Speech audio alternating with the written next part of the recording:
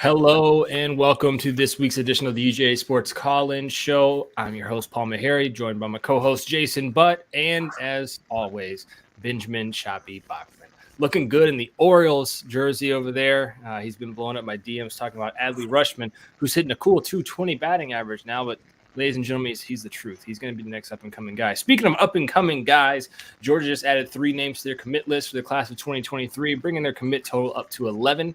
We'll break down each and every one of them of them being a kicker. And then Phil Steele came out with his 2022 preseason All-American list. There's a couple Georgia names on there that make sense, and there are one there is one that doesn't make a whole lot of sense. But before we get into that, Ben, you look hungover, but I bet you feel great. How was your weekend, bud? It was solid. It was a solid all-around weekend. Had a lot of fun. Yeah? What you get into? Well, partying and enjoying myself for the first time in a while. Probably first time in like 2 months. There you go.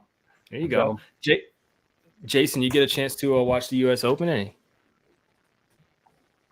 I did, and I profited 90% in gambling, so I'm very happy about it. Yeah, I the reverse Paul? The reverse Paul, yeah. I took a gander at it. I didn't. I needed it, man, because I've been on a slide lately, and so this really helped me, helped the confidence too. I didn't put any PGA stuff in. I did make some good money on the Warriors in Game 6. So for all those folks carrying on at home, we're starting to come back up into the green. We're not there yet, but we are not as red as we were a week ago. So, guys, if you're watching, let us know where you're watching from. We always want to hear that. Put it into the comments section. We'll shout you out on the bottom of the show. And I also, of course, happy Father's Day to all the fathers out there. I don't have any kids yet, neither does Jason. Ben's probably got 2 or 3 that he doesn't know about. But we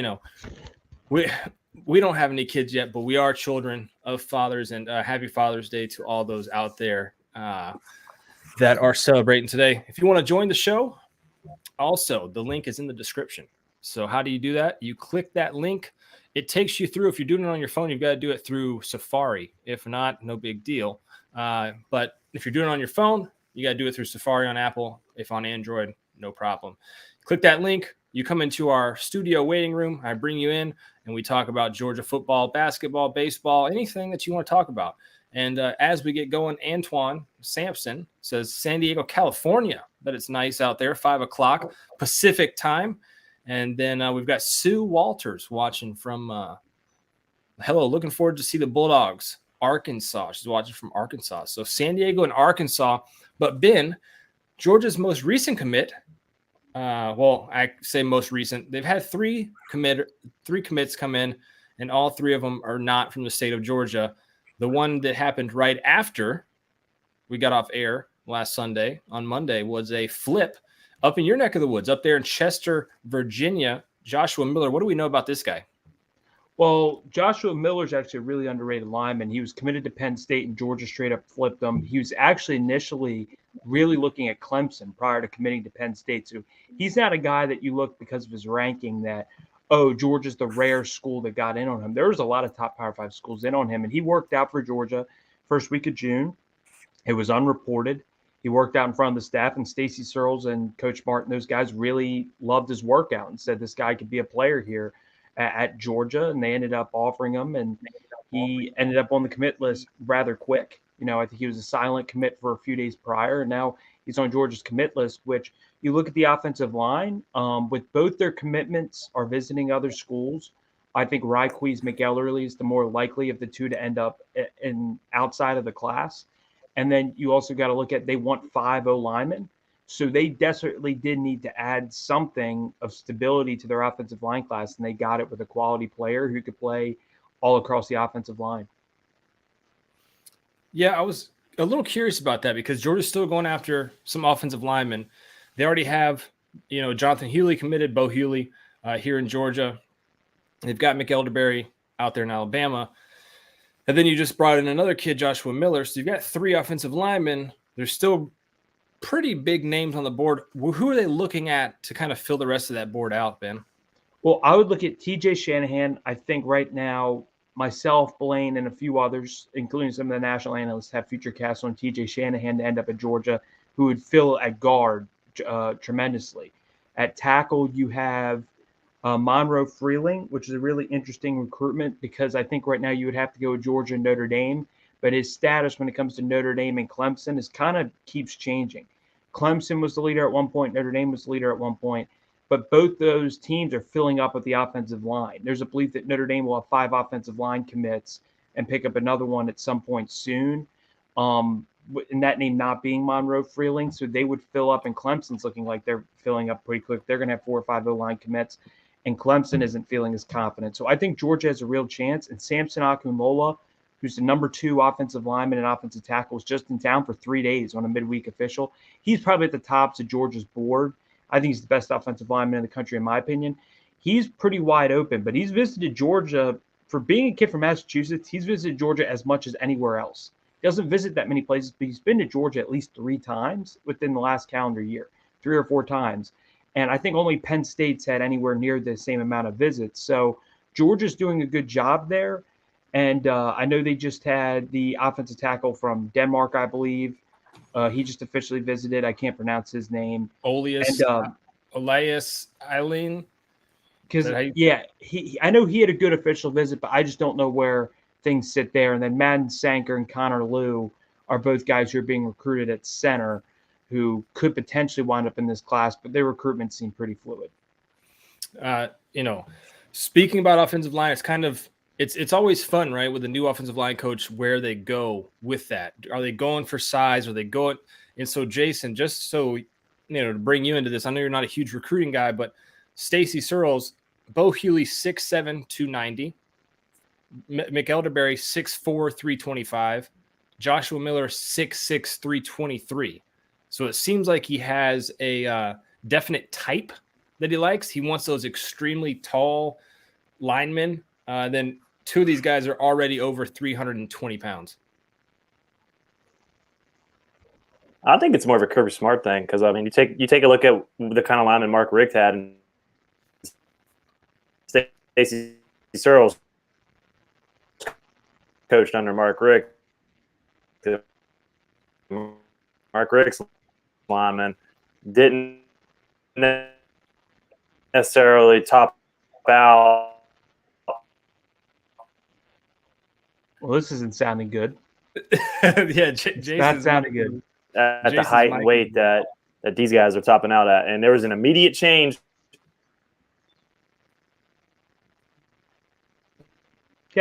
Yeah, there was. Yeah, said a lot there. I'm gonna mute Jason right now and let him maybe come back in. If for whatever reason his internet connection is a little shy today, he's gonna drop out and come back in. While we're doing that, before we get to the other 2 commits, Ben, Maurice Walker says, "Happy Father's Day to everybody. Is Cottrell solid?" Yeah, I haven't heard anything to say Raymond Cottrell is going to end up elsewhere. He's actually recruiting for the class. And one quick thing, I forgot to mention Kelton Smith from Carver on the offensive line. I feel like he's probably going to end up at Georgia somewhat soon based off the tea leaves. So he's another. So how many guys are they taking on the O-line then? 5, but I've just said some names that they're after because that's what you asked, Paul. Yeah, you're right. I love it. I love it. I listen to you. You don't think so, but I do have some respect for you. The next name on this list, Ben, is a name that we talked about. I feel like we've been talking about this guy for a long time, man. AJ Harris. AJ Harris finally commits to the Dogs. We thought for a while Georgia was kind of out of it. And this pops up, almost randomly. And Georgia gets the number 1 player out of the state of Alabama, AJ Harris, coveted by just about everybody in the nation. I think he had over 27, 30 offers, something like that. And just an absolute beast at defensive back. First defensive back not named Justin Rhett in the class, but second overall. What do you got for AJ, Ben? Well, AJ Harris is an interesting recruitment because he's really a Georgia kid. He's from Columbus, Georgia. He lived a vast majority of his life there. His last, I believe, 1 or 2 years of high school ball has been played in Alabama. And it's been an odd recruitment because there were points where when visits opened back up in June, Ohio State took a lead, Clemson took a lead, Alabama was in a 1A, 1B situation, and Georgia and Florida had leads throughout. So it was like you had 5 different teams that at some point or another felt like they were the leader or they had as good of a chance as anybody. So usually recruitments, you can tell, okay, there are 2 or 3 teams that legitimately have a chance at a kid. This was 5 schools all felt like they were the team. And over time, I think getting Fran Brown changed everything because at the time Fran Brown was coming in, Florida was the leader. I mean, I believe he had a commitment graphic that's now out there now that was committed. He was going to go to Florida, and that got posted. I mean, if I made that edit too, I would post it. I wouldn't want to waste it. Right. Good troll material, even though unintended. Georgia really, with Fran Brown, knocked it out of the park for him. His official visit and everything. He was supposed to be at Florida, canceled and committed the same day he was supposed to be at Florida. So for Georgia fans, I know for him growing up a Georgia fan, he actually, and one thing I was telling somebody throughout knowing the nature of his recruitment, I said, if you followed him on social media heavily, he would post a picture of 6th grade. He was at Kirby Smart football camp shaking Kirby Smart's hand. I said he posted that picture several times over the last year. I feel like every time you check social media, he had that picture up. And I said, there's something telling me that this kid's going to end up at Georgia because there's some emotional parts to it. Yeah. I always think that he was very high on a lot of these coaches in school, but that emotional aspect of Georgia, I think was a key factor that the other schools couldn't overcome. And also Kirby, he wanted to play for him, and who's also a DB coach. And people want to know why Georgia recruits DB so well. Their head coach is a DB coach. Their defensive coordinator / safeties coach at heart is a DB guy who is a former SEC head coach. And Fran Brown, who's an ace recruiter. And Glenn Schumann's also done a little bit of work with DBs in his past history. It's a DB-centric coaching staff. And I think that's something that resonates with a lot of defensive back recruits. And for A.J. Harris, obviously it resonated a lot. Well, there's a lot of great players in that defensive back for sure now for Georgia. And it seems a little crowded, but it's never crowded when Eddie from Ackworth joins the show, ladies and gentlemen. We 4-box it up and we get Eddie going. Eddie, that's a heck of a house you got there, brother. That 4-sided brick? It's just some columns behind me. How are you guys? Good. What's up, man? What's going on? Y'all doing good? I appreciate you letting me on. Yeah, man. What's on the mind of the man from Ackworth tonight? Well, my first question is, Ben, where are you from? Because every time I see you, you're wearing a different jersey from a different team. You got Orioles on tonight. You got the Ravens behind you. It's Baltimore. Are you from Baltimore? I'm up here in Baltimore. Okay. Are you from there? Yeah, I grew up here. Okay. All right. Well, I guess that's excused because I'm wearing my, you see, killed the narrative, the 2021 world champs. That'd be the Braves. Yeah. Tell them. America against the Astros. Everybody was pulling for the Braves. Well, but you can't pull for the Astros. I can't stand the Yankees. I can't stand the Yankees. Here's the thing, though, Eddie. Here's the thing is a couple weeks ago, Ben, I wish I could screenshot and put it on the show. He sends me a DM saying the future's here, talking about Adley Rutschman coming up for the Orioles. Like that has anything to do with anything. And I said, yeah, well, we won ours last year. And he's like, no, well, we've got it in the next couple of years. I'm like, buddy, what are we talking about? You know, talking about Adley Rutschman. Yeah. No, I don't mind the Braves at all. There's a difference. I don't mind the Braves, but the Orioles, you can't. They have the best farm system in baseball. Well, a farm system. Yeah, we did 2-3 years ago, and we got a championship. So I understand why you're excited. Yeah, so that's my point. If you had the number, like we had the number 1 pick this year, and we're either going to get, Drew Jones. I know Braves fans love Andrew Jones since his boy's coming up. So yeah, that's gonna be it's gonna be fun to watch that. Yeah, it'd be fun to watch him ruin his career in Baltimore. But I don't know if they're going to pick him actually because baseball drafts confuse me with the slot. It's just I don't know. It confuses me. Hey, you guys were talking about it before I came on about A.J. Harris, and it seemed to me like y'all kind of glossed over it. You said it, Ben. He's the number 1 player coming out of Alabama right now, right? The number 1 player. He's the number 1 player coming out of Alabama, according to us over at Rivals. He's a 27th ranked nationally player. Number 2 player coming out of Alabama is a quarterback committed to Clemson. Number 3 player, Jaleel Hurley, is committed to Alabama. Then you got to scroll down. You've got 4 through 9 are uncommitted, but Georgia's in on James Smith and Qua Russaw that are in that list. And then Tennessee's got the 10th overall. Then you got to scroll down again to number 15. That's where Auburn's first commit shows up in the state of Alabama. And then Alabama doesn't have another guy in their state until number 18. So, I mean, there's a lot of guys out there in Alabama right now who, Alabama could land a lot of these kids, but it's a little crazy to see it so late, I guess, in the signing class now. That it's because that's everything's transitioned to moving up so fast and rapidly that they don't have but one guy in the top 10 committed to them right now in their own state. Well, I think it's a huge deal that the number one player in Alabama has just committed. That's a big deal to me. The number one player in Alabama. Last time it happened was George Pickens. Yeah, that turned out really good. Turned out great. Yeah, he's pretty awesome. Yeah, or was. Yeah, no doubt. So, can I pose a question to you guys? I'm very curious to hear what Jason, Ben, and Paul all think about this. Who do y'all think is the biggest impact on this year that is an incoming freshman for the defense? Go first, Ben. I think I know what your answer is, Paul. I might go Marvin Jones because I look at Georgia. I like Robert Beal and Nolan Smith, but I think Marvin Jones is an edge because Robert Beal's a 6-year guy, and usually you don't see a lot of 6-year guys in the program. And Marvin was a 5-star who was top 10 player in the country he has big-time football bloodlines. His dad was a top 5 pick when he was coming out of the draft from Florida State, I think to the Jets. And you just see it down there. He went to the same high school as Tyson Campbell and Pat Surtain and those guys, and he was dominant.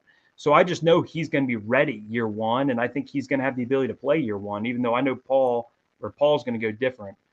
Where am I going to go, Ben? You're going to go Michael Williams, right?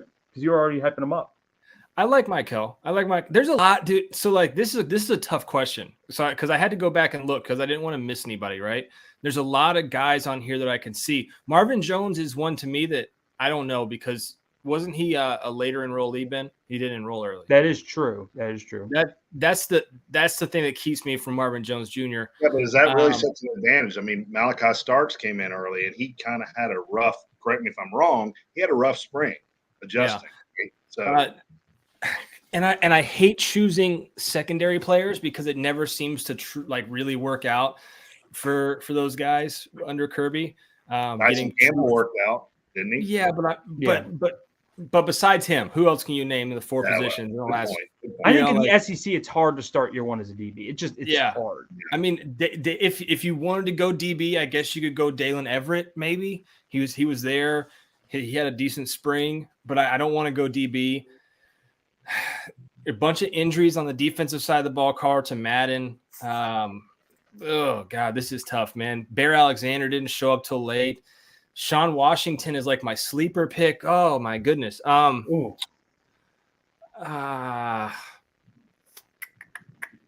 you have one, Jason? Because I still don't yet. Like I have one, but I don't want to. Screw it, Sean Washington. I think Sean Washington. I think Sean Washington. Why are you laughing? Well, I mean, last year you were against Brock Bowers, but you're for Sean Washington. That's interesting to me. Well, actually, I will say one thing. Jalen Walker, I interviewed him a lot. That's SEC media days in his future. That's as good of a kid. But Eddie's asking. But he's going to be massive at Georgia. I just don't like the inside linebackers. I'm most interested about is the inside linebacker position. So he intrigues me, but I still am sticking with Marvin. But I'm just saying Jalen Walker long term is going to be the best of the bunch. Who you got, Jason? Why does he got to be on defense? Well, I'm going to get to the offense. We got to start on one side of the ball, and we'll go to the other side. CJ Smith. Why not CJ Smith? I mean, if he's good, if he's healthy, like I think that when you look at Georgia's returning receivers, they got guys. They don't. So you just skipped over the whole defense. You just said. Screw your question, Eddie. The question was who's the most immediate impact player, and then on defense. Oh, you did say defense. You know what? I totally did not hear that. Okay. So if we're sticking with just defense, yeah. Oh man, yeah. No, I'm with you. Like, I kind of want to just roll the dice and say Jaheim Singletary, but but at the same time, I'm kind of with you. It's like, will it be a DB back there? I feel like at Georgia, it seems to be like there needs to be a couple of years there. I'll be honest, like it's a great class, but when it comes, I feel like any of these D linemen have a chance. It's just a matter of which one rises and which one ends up getting that opportunity. I mean, whether it's Marvin Jones, whether on the edge or I don't know, so some Michael Williams or Christian Miller. I mean, I don't know how it's going to shake out up front when it comes to some of these freshmen on the line. I think it's so tough too, Eddie, just because, like Jason said, you look down this defensive side of the class, and so how many guys did they total sign on defense? 1, 2, 3, 5, 6, 7, 8, 9, 10, 11, 12, 13, 14, 15, 16, 17 guys. There's probably 12 to 14 that could be like that guy, and it's tough. I mean, because this is probably Ben. This is Kirby's best defensive recruiting class. I would say so. Yeah, I mean, there's at least on the back end, on the defensive backside for sure. Right? Defensive backside, but then you've got these defensive tackles and edge guys. I mean, linebackers. These other classes had been more balanced, in my opinion. This one's more defensive heavy. Oh yeah, 2020 had a lot of linemen. Had a lot of that. Actually, was a really good receiver class. 2020. I know Burton transferred, but talent wise, it was there. I believe it was 2018 had everything. They literally hit on everything outside of maybe D-line. So, yeah, this is probably the one class I can think of. Like, most of the 5-star talents are defense. So, I think defensive side of the ball, given what you're replacing and the talent, a freshman's going to have a better chance on defense this year. Yeah, 2018 was pretty stout. I'm looking at it right now. That was a pretty good class. A lot of transfers out of that class, though. And I would hate to see that out of this class, too. But it's kind of what happens, though, when you recruit such a high-level class. Some of these lower guys just end up working out somewhere else. Otis Reese, things like that. 18 was weird because 18 had guys who would have had opportunities, and these guys still left. And Brenton Cox was a great example of a guy who played and just didn't, for reasons we all know, didn't work out at Georgia. Cade Mays is a weird one. I think that's one that we'll be regretting the decision. Cade Mays, Otis Reese, all three of those guys, I think, legit had opportunity to play at Georgia, and they left too early. And then you look at a guy like Channing Tindall, who stayed and didn't play that much and got drafted in the 3rd round, whereas all three of those guys, well, Britton's still in school. I think Otis might still be in school, and then Cade, is nowhere to be found. Cade was a starter for Georgia for 2 years, I think. Yeah, but I'm talking about now, like right now. Yeah, but I'm saying waited. Cade is a really weird one because he did play. Dawg Wilson transferred, and he probably would have been. I mean, there's no doubt in my mind he would have been starting. He was a weird one too. I mean, I didn't understand that transfer. I mean, I guess it was COVID and closer to home. That was the reason, but it just still. I mean, he was a guy who was going to play, and he was playing. Nadab Joseph. Oh man, I'm sorry we're getting off down this rant, Eddie, but we've gone down this road of going back to 2018. Nadab Joseph was like a kid that I was like, oh my God, this is the next big thing at defensive back, and just never worked out. Wow, I totally forgot about him. Holy cow, that would have been. Had you asked this question back in 2018, that would have been my pick, and I'm glad that we're in 2022, and we're not. So I'm guessing you want offense now, Eddie. Well, before we go there, Eddie, ask me mine. Yeah, I was just going to say, since you're such a friend of the show, who is yours? I'm going to go with Big Bear. I think Big Bear Alexander, the way Kirby rotates his guys in, we saw it last year. I think Big Bear's he's built like Jordan Davis. I know he's not quite as big, but I think he gets in that rotation and makes some impact because Kirby likes to do that on the defensive line. They're just constantly rotating them in. And I think Big Bear gets a good opportunity there.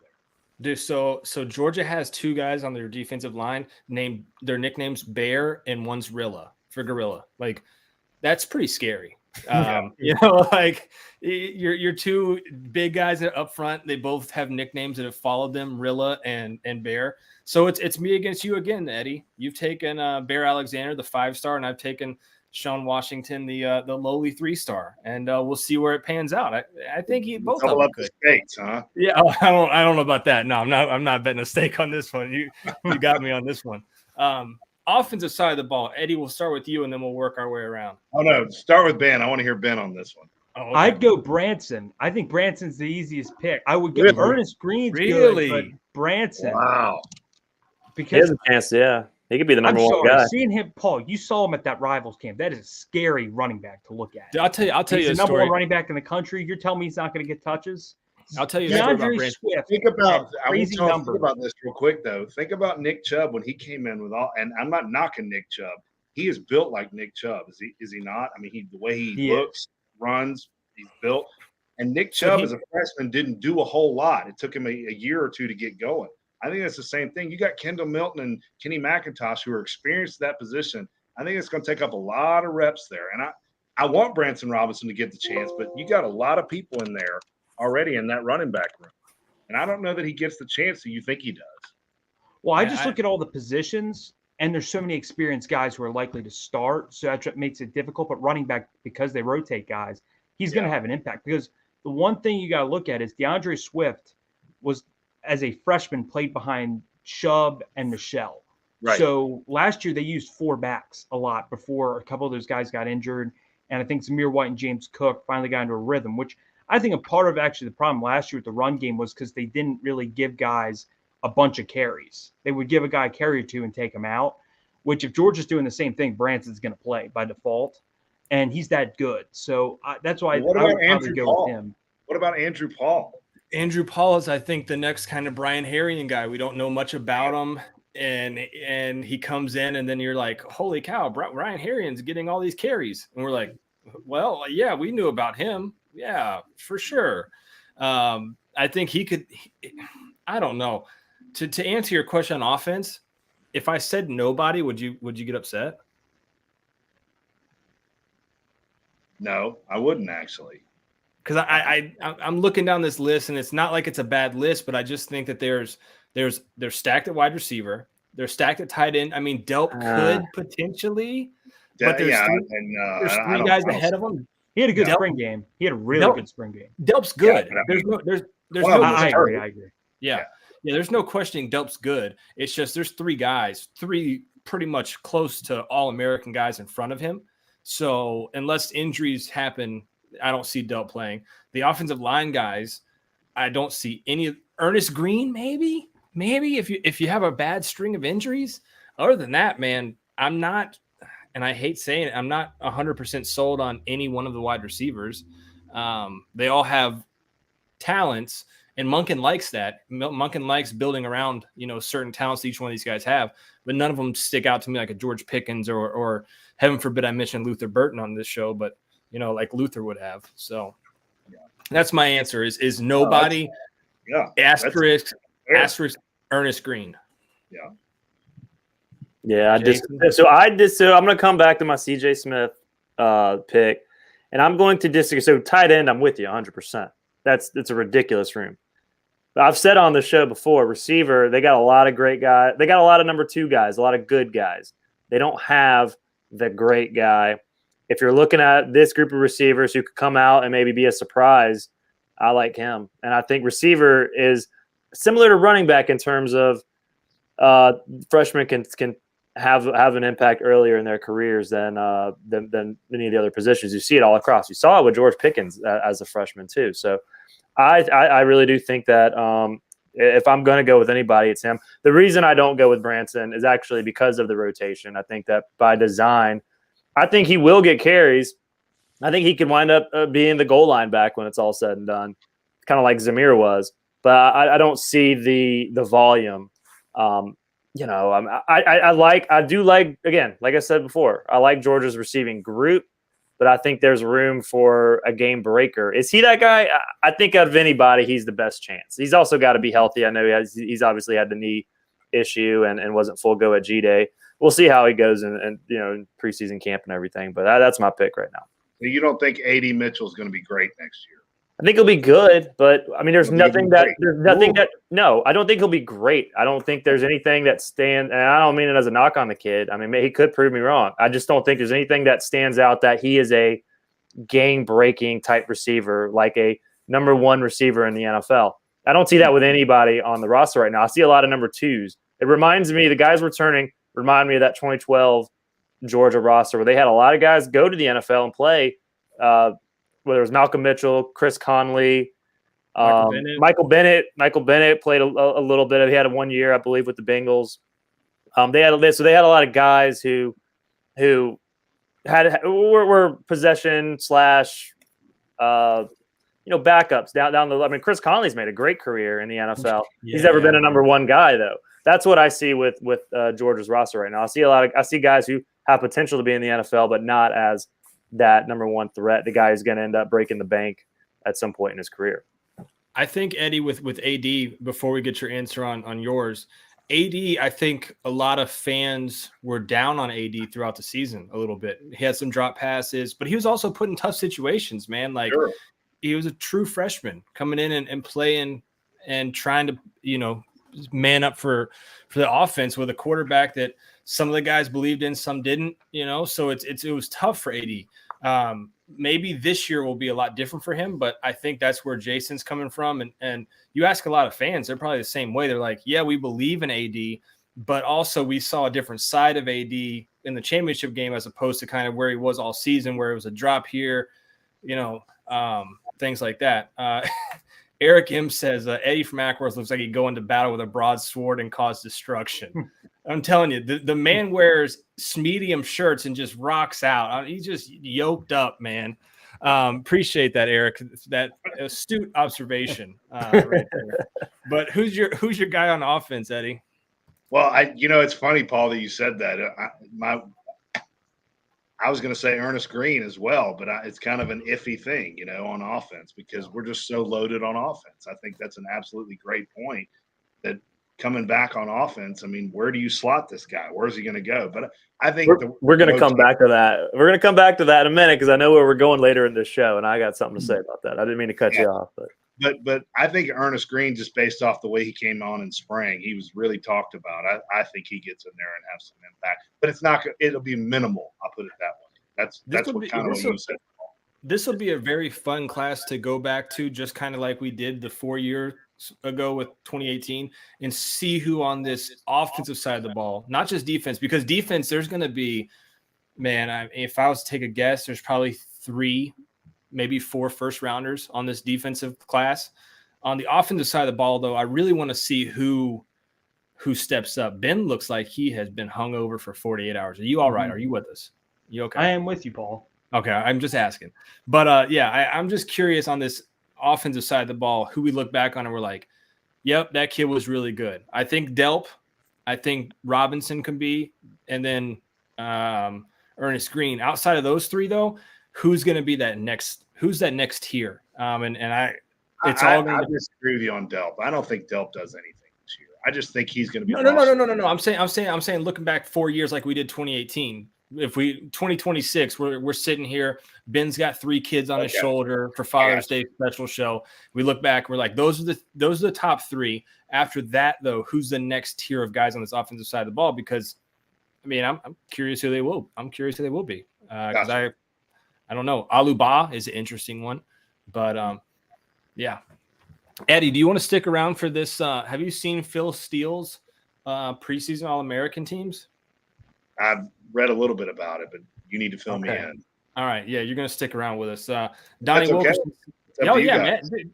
Eddie, you have a permanent spot in the lower left corner here, bud. I'll show. I don't want to steal any thunder. No, man. Donnie Wilkerson says, hey, guys, if you want to join us like Eddie does every week, the link is in the description. You can click it. If not, no big deal. Put your comments into the chat here, and I promise you we'll get to them. If you're watching, let us know where you're watching from. That's always fun for us. When we started the show, we had San Diego, California. We had Arkansas. So it's always fun to hear where you guys are watching from. As always, happy Father's Day to you guys celebrating today. Wait, so we're going to go. I got a question. So how old are you, Paul? I'm 31. How old are you, Ben? I'm 22. And Jason? 36. You guys all have kids or not? No, not yet. We're working every day. My oldest kid is 25, so I don't want to hear any crap from you guys. So, Eddie, I'm not saying nothing to you, bud. You got arms that are bigger than 24 inches. I'm just saying, I got a kid that's almost as old as you guys, so it's older than old Benny boy up there. Yeah.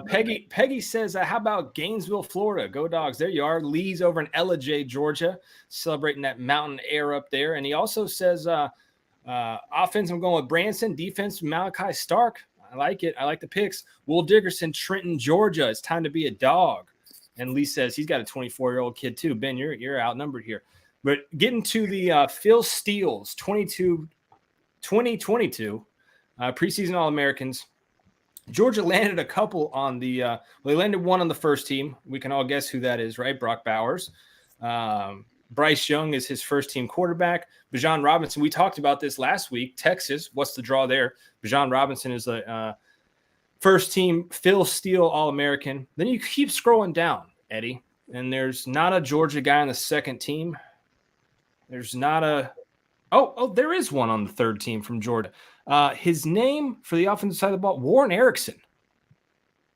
Well,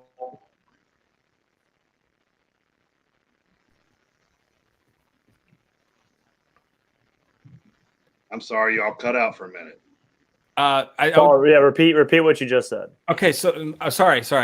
So second team, no All-Americans from Georgia. Third team, there is one. His name's Warren Erickson, Eddie. That's who Phil Steele has on his third team. The second player on Georgia, there's only two players on his All-American team from Georgia, and he decided to pick Warren Erickson. I don't even know if Warren Erickson is starting next year. Yeah, really. That's what I was going to say. I mean, so that's what I wanted to come with. That's honestly, Ernest Green could be why Warren Erickson doesn't start. That would be the spot. I don't know how if they have Ernest Green at tackle, if they slide somebody in. I don't know what they do, but Warren Erickson may not start. Like I think he might not start. I don't think he starts. So yeah. I don't understand this one. And wait, you said this is only offense? This is only offense. I was going to say, because if you said Jalen Carter didn't make the first three teams, I was going to say this guy. This list shouldn't be talked about. It's just a guy throwing crap at a wall. But Phil Steele is pretty, pretty on with most of his stuff. At least, I like reading his magazines and things like that. Warren Erickson on his third team. It was little wild to me. So on the defensive side of the ball, though, wait? Can I stop you right there? How do you just gloss over Broderick Jones, who came out there like an animal and played? He started in 15 games. Am I not wrong about that? Cedric Van Pran, you're just going to ignore him and put Warren Erickson in there? What is Phil still talking about? Warren McClendon. I mean, where does that come from? It makes no sense. Yeah, Reed Gilbert didn't make the third team, at least for tight end. No. I mean, there's outside of Bowers. Can you name two tight ends in the conference better? In the conference. Yeah, I mean, he didn't make it. He didn't make it. Okay. Cameron laid to it. Alabama's pretty decent, I guess. And I think he made a team. Let's see. He made the fourth team. He has 4 teams. Oh my gosh. Yeah, he's got 4 teams. Yeah, and there's only 2 Georgia guys on offense, and one of them being Warren Erickson. So, I mean,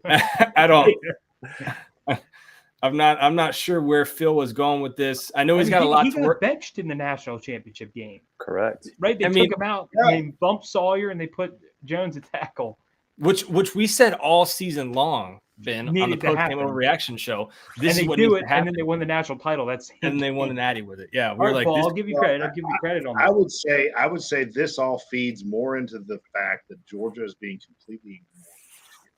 Okay, that nobody is giving them any chance because all those players went to the NFL. Georgia's done. It's a one and done, guys. It's Alabama from now on. We're done. They're completely overlooking us. And I say that feeds right into what Kirby wants this year. It's perfect. So Alabama has 5 guys on Phil Steele's 4 teams. And guess who made his third? No, hold on. I'm going to guess Jermaine Burton, Paul, because you kind of tipped it. Yeah, his third team. That was solid, Paul. His third team wide receiver is none other than Jermaine Burton, which I've said, and I'll repeat again, Jason, Georgia fans do not get discouraged when you see Jermaine Burton go for a large amount of yards this year because he is going to be that guy for them. Yeah. You've got plenty of them back home, though, in Athens. Moving on to the defensive side of the ball. First team, not a single Georgia player. Wait. What? First team, not a single Georgia player. First team defense? First team defense and Phil Steele. You're kidding. Whoa. I'm not joking. You're telling me Jalen Carter isn't first team? Who's ahead of him? I'm curious. I'm very curious. He's got Will McDonald from Iowa State, Brian Breesy from Clemson, and Miles Murphy from Clemson. All 3 are his defensive linemen, and Jalen Carter's did not make his first team. Brian Brzee did not play last year. He played 2 games. Don't shoot the messenger, dude. Messenger, right, Paul? Yeah. Don't shoot the messenger, bud. I'm just. Listen, I love Brian Brzee. I watched him play up here, but I don't know how you can make that pick. Yeah, so with him not playing last year. Yeah, he doesn't have a single Georgia player on the first team. Then you go to Phil Steele's. Not even. To be fair, I only saw the offensive side. I did not. You're getting my true reaction here on the defensive side. I have not looked at it. Second team, there's 2 Georgia players on it. Shirley Carter's one of them, and Shirley Carter is not. No. Wait a minute, Paul. Wait No. a minute. I'm Jalen kidding Carter you guys. did make first team according to. If you check Georgia's post they put out, Jalen Carter and Brock Bowers were both first team. Okay, so then this is missing a guy then. If you check Georgia's Instagram, the post they put out, they were first team. Okay, thank God, because I was scrolling down. I'm looking for Jalen Ringo Carter. did not make first team, but Carter did. Okay. Because I'm scrolling down, I get to the 4th team too, and Jalen Carter's not there either. I'm like, oh my God. Second team though, Keely Ringo, Chris Smith. Chris Smith, man, what a story this kid is. What a story. I mean, Underrated. Very underrated. I don't know if he was underrated, Ben. It was just one of those things where he came in a packed class and there was talk about him transferring. He stuck with it, and now he's second team All-American. That's insane. Third team, nobody from Georgia. Can I say something real quick, Paul? Yeah. Something real quick. I was thinking back last season, some of the biggest plays that got us to where we needed to be through all the games. And y'all can say, well, this is the biggest part. This is the biggest piece that got us there. I think it's Christopher Smith's interception for a touchdown was the biggest play to get us to where we needed to be of the year. And I don't think that's an exaggeration. Do y'all? No, you literally read my mind. I was going to pose that question to the guys and put them on the spot. And my play was going to be Chris Smith interception against Clemson. It's crazy. Yeah. It's the most important because if they don't get it, they go to overtime. Who knows what happens? They lose that game. They don't go to the playoffs. Exactly right. Exactly. Yeah. And Paul, no wonder Kirby recruits DBs heavily. He started his season with a pick 6 and he closed it with a pick 6. Yep.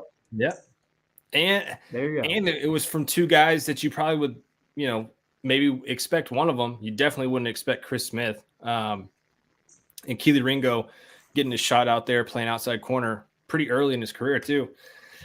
It's interesting, man. It's interesting. I'm glad you got me back, Ben, because I was scrolling through this and I was like, dear God, I don't see Jalen Carter. But really only 3 guys on the defense for Georgia. So Phil Steele, it's that time of the year, guys. It's Jalen Carter, Christopher Smith, and who else did you say? Keely Ringo. Was Ringo second or third team? Second team. And Nolan Smith's not on it. Nolan Smith's not on there anywhere? No. I don't see him. Okay. Interesting. I do see a linebacker. I do see a linebacker on the 4th team from Troy, though. So watch out for him. He's going to be. Well, the Falcons will draft him next year. Yeah, and then right after him, they'll get K.D. Davis from the linebacker from North Texas as well. He's also the 4th team guy. Yeah. Awesome. You do not want to get Paul started on the Falcons. That was an all-time rant on the Falcons. Clayton Davis says that's nothing. They had Georgia ranked 11th last year. So-called experts. Before we wrap up the show, guys, where I mean, we talked about it a little bit last week. Georgia, Ohio State, Alabama. Is there any way that the experts put Georgia outside of the top 4 going into the season? Or, I mean, Georgia has to be in it, right? Yeah. We're talking about this, but, we're seeing it now. Like Eddie said, there's only a couple guys on Phil Steele's first team. He's got Warren Erickson as one of the guys. So these guys obviously are doing minimal research, if any. And minimal research on the defending national champions, too. It's kind of a slap in the face. You're not talking about Georgia, who went 9-3 last year. You're talking about the national championship, and you put Warren Erickson on an All-American team. So is this kind of the start, or is this the outlier, is what I'm getting at with Phil Steele here? The outlier, and he's got the pedigree. He's got the history. He's been around the business for a long time. This guy, he's the first guy who's going to brag about how great certain picks were the year before and not mention the misses. That's kind of Phil Steele in a nutshell, if you've ever kind of looked at him historically. And he also likes to kind of shoot a shot outside the box. So I don't think he did do his first of all, if you're one person, it's impossible to know everything about every team. I mean, you can pretend, and that's clearly what he's doing here. He's looking at, okay, Warren Erickson's been around for a while. Sure, he's probably the guy. And yeah, no, he literally just picked one of what was it 4 returning guys on the offensive line to put in there, and he picked literally the worst one of them all. He picked the one that got benched in the national championship. Yeah, exactly. So, hey, good, whatever. I hope he sells magazines. Why not? Georgia was mashing them on the ground when he came out of the game. Yeah, you saw they were getting that's really when Zamir White was getting close to 9 yards carry in the second half. I don't understand that take at all. I don't know how you justify it. Is this Phil Steele omission, if you will, an outlier, Eddie, or is this going to be kind of the start to roll everything down for the Dogs? And now Georgia's, like you said, it was one and done. They're the next LSU. What's the narrative going to be? You just said the last part you just said. I really think that's the narrative right now. And that's stupid example, anecdotal, but I was at a tennis match yesterday and I had on a Georgia shirt and a girl said, "Go Dogs." And the next girl next to her said, "Roll Tide." And I said, "We're the national champions." And she said, "Just one." That's what they all think. It's just one. Yeah. And it's a one-off. That's what they think. And the media thinks the same thing because of all the players that went to the draft. Georgia's done. Kirby doesn't know what he's doing now. He got a one-off and he's done. And we just went through the list of the freshmen that are coming in on defense. I mean, we're freaking loaded, guys. Yeah, we're loaded. Actually, Paul, I do have a quick thing for you. So on the Athlon All SEC team, how many Dogs made it for All SEC? How many teams are there? 4. Oh God, 10. More than that. Really? Yep. 15. Oh, under.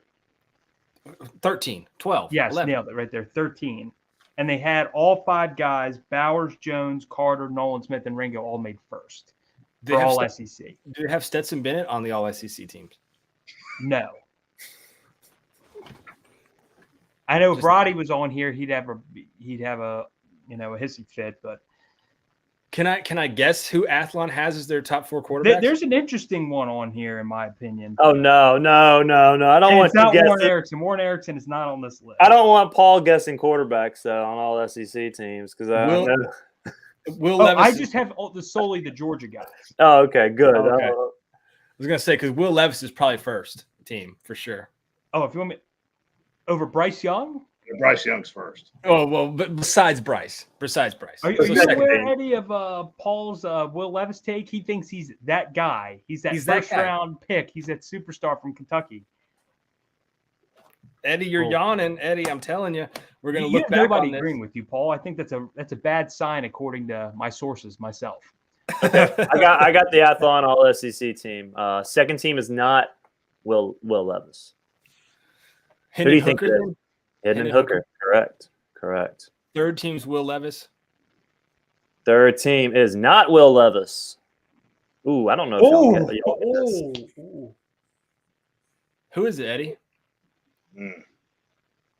This is a good one. I'm okay with it. It's not great. Will Rogers. It should be Will Rogers. It's not Will Rogers. It's not Will Rogers. It's not Will Rogers. Spencer Rattler. It's not Spencer Rattler. That's actually. Oh, KJ Jefferson. It is KJ Jefferson. He's going to have a solid season. He doesn't get talked about enough. He was good. And not against Georgia, but every other game I watched, he was good. He was good. No, he was impressive. I liked him a few of the games I got to see him. And then Will Rogers is fourth team. So Will Levis is not on Athlon's for SEC teams. Wow. Him and Stetson are equal, Paul. They're equal. Hey, speaking of 478 Dogs, Stetson had better numbers than Will. Okay. If you look at the numbers, he did. So I don't want to hear that of you, Paul. Jamel Wilson says Rich. So here's I like that. I'm too ugly for a profile picture. His profile picture. That is good. Shout out Jamel. That's good. But no, here's a funny thing. So Athlon Sports does not have Will Levis or Anthony Richardson as one of their top 4 QBs next year, but ESPN draft guys have both those guys going as top 5 quarterbacks next year. Of course. Somebody's got to be wrong. So I want to circle back. I think that I want to go back to Phil Steele being a one-off. I don't think I hit it hard enough in terms of the just talking about it from a media perspective. I don't anticipate national media blowing Georgia off the way that Phil Steele did. I know what y'all are laughing at. Misspoke a little bit. No, I kind of agree with Eddie though. Like I think so? that, yeah, I don't think that Georgia's going to have to win another one before they take Georgia serious. Yeah, but I mean, I don't think they're going to be flat out disrespected. Like they don't have a chance. They're going to come into the year as a top 3 team. But that also plays back, Jason, to there's not that many good teams this year either. Yeah, but they're one of them. And there's nobody that's going to be out there that says that they're not in that category. Of course. I just think that the narrative will be Alabama, Ohio State, Georgia got theirs, but they lost a lot of guys to the draft. That's going to be their and they played an unhealthy Alabama. Yep, an unhealthy Alabama. That's what's out there. Mike Free says aloha and go Dogs. I'm guessing you're on the island, Mike. Send me a ticket. He's a regular. He's been in Hawaii. Paul, you know who made second team? All SEC? Kearis Jackson in the return game. Whoa! I was about to say. Okay, all right. That makes sense. He's actually my sleeper player for next year because people do not know he was very unhealthy. That's why they did not use him much at receiver. He was not healthy at all. They were really limiting him. If he's healthy, he was really good the year before. Like that's a sleeper guy. If we're talking experience, if he's healthy, he's the sleeper pick for me of players to have a huge impact this year. You got a lot of guys that weren't healthy last year that can come back this year. Rosemary Jack-Saint, Kearis, Don Blaylock, Arian Smith. I mean, you can kind of take your pick on any of those guys and say that they're the sleeper. But Kearis, I think, is finally ready. He'll be a senior. This is kind of his wide receiver room. There's nobody even, I don't think. Yeah. Well, remember, Stetson loves him in the slot, too. 2 years ago, he was going to him a lot. And then last year he was hurt, and he didn't get those opportunities. And Stetson prefers the middle of the field compared to when JT was more going, outside, on the sideline. So I think I'm with you, Ben, on Kearis Jackson. Really, whoever. Brock Bowers, obviously, working the middle too. So, Kearis Jackson, I think somebody who, if he stays healthy, he can have a pretty decent year. Does a wide receiver next year? This question's for all three of you guys. Get over 650 receiving yards? Probably not, honestly. Brock Bowers does. Yeah, tight end. Brock Bowers. Tight end. Yeah, I'm talking about. How about true wide receiver? Okay, true wide receiver. Okay. Oh no, I think Mitchell could get close to the number. Like if you told me Mitchell got like 550, I would not be stunned. Because how much did he get last year as a freshman? Like he was 5. He was. Did he cross? I thought he crossed 500 as a freshman. So you're telling me 650 with another year? That's possible. Let's see here. I'm not gonna. I wouldn't bet it. I would bet the. I know he got last year. He got 29 receptions, 426 yards, 4 touchdowns. He didn't cross 5. I don't know why I thought he was within 200, and he was a freshman. Yeah, that's possible. Yeah, but here's the thing, though. Gilbert is going to get a lot of touches. He wasn't there last year. And again, Kearis Jackson. Couldn't you count him both, Paul? No, because I don't think George. I think George is counting him as a tight end. So we're going to count him how they count him on UGA, GeorgiaDogs.com. He's counted as a tight end. So a lot of it will depend on game flow too. I mean, if they end up blowing teams out again, they're going to run the ball in the second half. I don't think they're going to have the games like last year where opposing teams are limited to 14 or less or 16 or less. That's just unreasonable to think that the same thing will happen again. I still think the defense can do good things, but last year, I mean, that was just a once in a generation type defense that hadn't come around since 2001 in Miami. So, so game flow will be dependent on if Stetson Bennett has to throw the ball, and these guys can maybe actually put up some numbers at the receiver position. It's going to be interesting. 650 is kind of my goal for a lot of these guys. I'd be curious to see if any of them hit it. Anything else, guys, before we wrap it up? What are we, 73 days out? 72, 70. Sounds about right. So we've got summer ball coming up. We'll start hearing rumors about the backup quarterback. That's always fun. See who's shining there at that position. I am curious who we'll see. Jermaine came 3 yards shy of 500. 478 Dawg says. Okay. And Scott Anderson says 77 days out. So we're getting there. Ben, tell us if Arch will be QB1 in 23. Paul hopes not, because I get on his ass every day.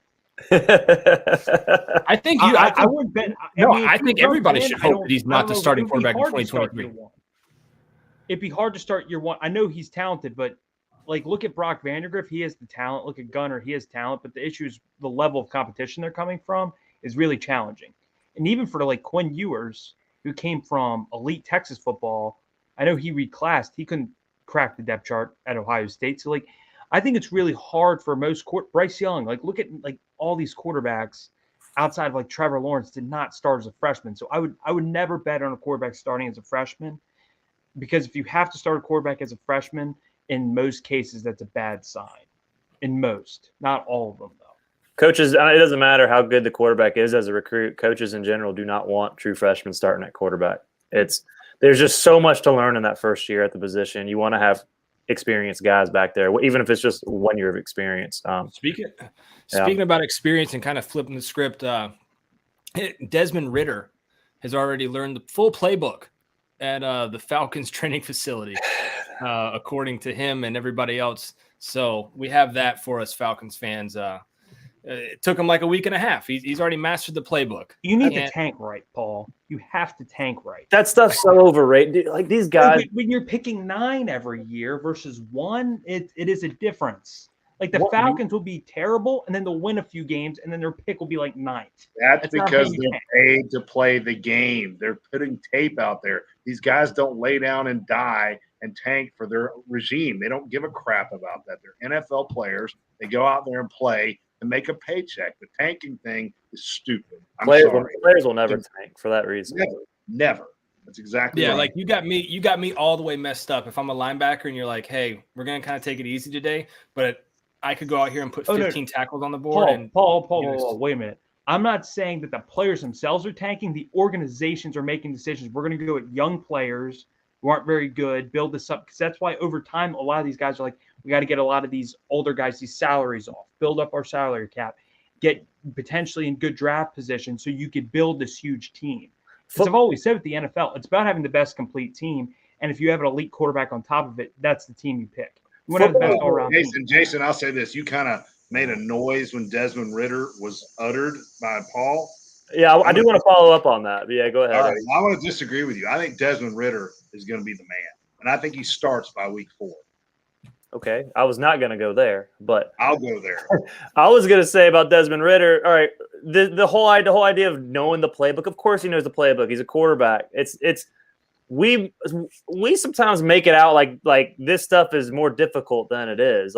For these football players, knowing the plays is a very simple thing. This is their job. This is what they've been doing for years and years and years. They're not dumb. Now, can they execute? Can they do it in the moment?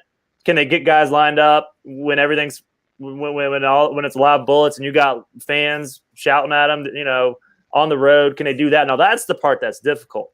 Knowing the stuff, it actually is not that hard. And having covered the NFL and having talked to players, that's the easy part of the game. It's it's actually performing. That's where it gets difficult. And that's where you separate the guys in the NFL and why so many guys flame out after 3.5 years. Fair. There we go. So speaking of flaming out, we're about to put the flame out on the show. And we're going to take it on home, guys. I'm Paul Maharry. That's Ben Bachmann. That's Jason Butt. That's Eddie from Ackworth. Eddie, you might as well just stay on with us for the summer, man. I'll just send you the link right when we get on, man. And we'll just have me. I'll do it. Thank you. Yeah, man. We'll keep you on for the summer because, like I said in the show topic, it's kind of the Dawg Days of Summer, guys. So we're trying to bring you as much content as possible. It's just we're picking at straws, but having Eddie here with us bringing us little, different stuff has really helped us out. So we appreciate Eddie's jumping in with us. We'll have him on next week as well. Guys, before you get off, go ahead and like the video. The podcast will be up wherever you get your podcast from early to it'll be up tonight, but it'll be ready for you early tomorrow morning on your drive in if you missed any of the show. And as always, you can come back and rewatch it over on YouTube. If you're not a fan of the show, hit that subscribe button, and we'd love to have you as a part. My new dog wanted to say hello. There we look at that little thing. Look at that little guy. But no, guys, we appreciate you so much. Thanks, hit guys. the subscribe button, share, and we'll talk to you later.